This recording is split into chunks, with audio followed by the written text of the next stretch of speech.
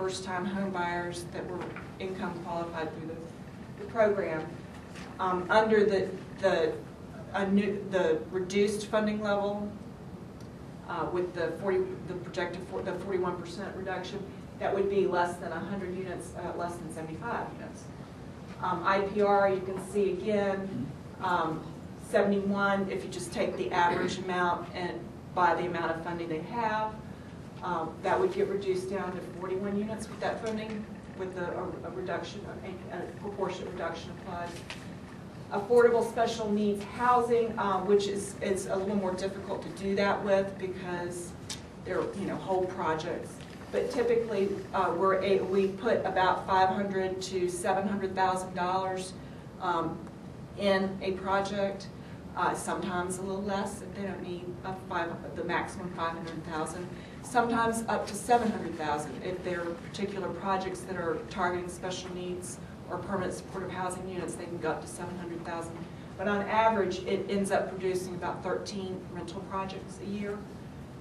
Again, the number of units in those projects can be, it can be little tiny things to apartment complexes that have well over 100 units on them. So it's really kind of difficult. So I did a range. You can see between 325 and 457 on the number of units that 13 projects would produce. If you applied the proportionate reduction, that would be about 8 projects between 200 and 280 units. Choto operating, it's $50,000 per operating grant. So with $200,000, that produces 4 contracts. That would be reduced down to 3 contracts. Pre-development, although we haven't done any yet this year, the amount of funding we have would equate to about 7 contracts for pre-development assistance. That would be down to 2 contracts. And then we had a line item in there for urgent needs, which we have not accessed any of that funding. That was really, kind of goes back to a massive storm, tornado incident, if you remember. When was that? Last spring. In the spring. So that was kind of a set aside in case we needed to take some action. So far that hasn't been utilized, and there's no history to really say exactly what that would be. So, that's kind of where we are, and while we're here, we really are, weighing all the options. We really want your feedback. We're going to ask specifically about how critical each program is and get feedback from you all.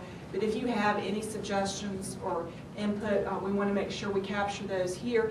And again, we're going to have an online option, so you can certainly copy and paste from a Word document, put it in the online survey. Yes. Quick question. From the screen prior to that, the Choto projection, I'm assuming that also includes a reduced maximum contract amount in the neighborhood of about 30,000, or I guess it would have to be less than that, because the previous screen showed about 77,000, a proportional cut. Oh, well then maybe that's just wrong. So it would be like maximum 25,000 per contract to do 3. So that would also have to be taken into account.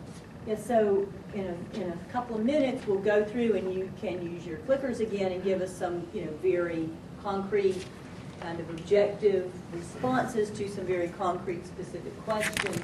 But we wanted to, or at least I did, wanted to have some opportunity to discuss, thoughts or ideas or suggestions. This is going to be a big change for the program, and obviously it's going to impact those of you who've used the program in the past and who anticipate using it in the future.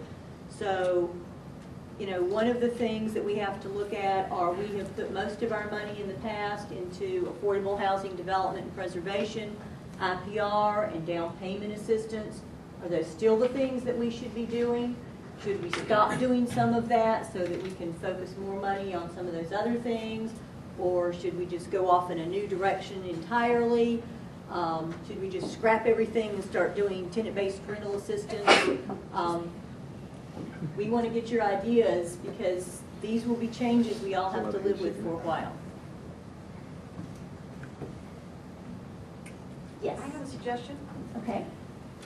I think that that keeping people in their homes should be a priority, and the preservation of existing units is certainly preeminent in my mind.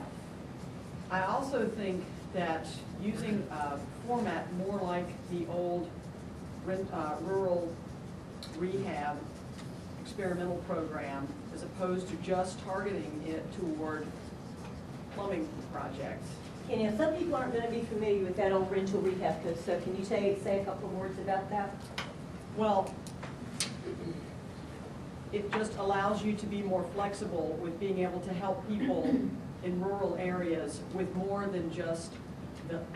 units than just lacking indoor plumbing. It was an experimental program that was floated a few years back that allowed you to help people in rural areas on a scattered site basis, just like the IPR program. It was modeled after the IPR program, but it didn't have the the requirement that you lacked indoor It wasn't plumbing. limited to units lacking indoor plumbing.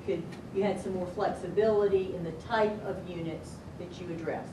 But I think in these times where especially low-income people's incomes are tighter than ever, being able to stay in their homes and enabling people to stay in their homes should trump. And you're talking about Producing homeowner activity. Yes. Can you put a note on that, just so that I know?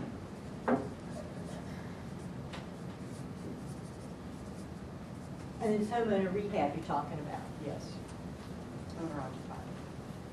So, any other comments? Thank you. I just want to tag on to that.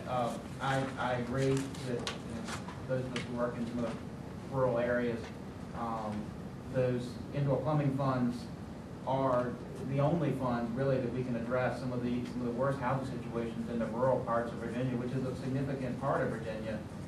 I don't want to see that program go away. I think it's very important. And to the point we're just making is that the rural rehab program was a nice model in that we could prioritize indoor plumbing, locally, and address those situations. But I remember when we did that program, the per unit cost came way down because we were able to. Sometimes those alternative septic systems are so expensive. We can also do some really bad need housing situations and address them more economically. Okay, and then I had a couple other people right here. Well, so I completely disagree. There's a need for more rental housing, and in many of the communities that we're working in, it's more affordable rental housing that's needed. And as we see cuts in federal funds at the local level, we need the home funding invested in those rental projects so we can continue to leverage the local home funds, so we continue to be successful in the low-income housing tax credit program. The state home funds are needed for development of rental housing. And one step further, if we're going to continue to push for the governor's housing policy to end homelessness, we need to prioritize permanent supportive housing projects in the development of rental housing. Please respond to that. Well, go there first. Lindsay, can I just ask that people identify who is there? Yeah, that might be helpful, thanks. Okay, and then we had a response. I don't disagree that rental housing is very important. However, in rural areas, you don't get a lot of rental housing. And it's not feasible. The only way we can keep people in community is to maintain that housing. It's just not a viable option. And I understand for more urban areas, it's a critical need and y'all need it, but we must remember there are rural parts of the state as well. Name and organization. Housing Partnerships, Greater Williamsburg area. Okay, and now, let me just make a point of clarification. We are not attempting to reach a consensus today. No. So we can agree to disagree today, because what we really want to hear most of all is your diverse range of comments, concerns, and issues.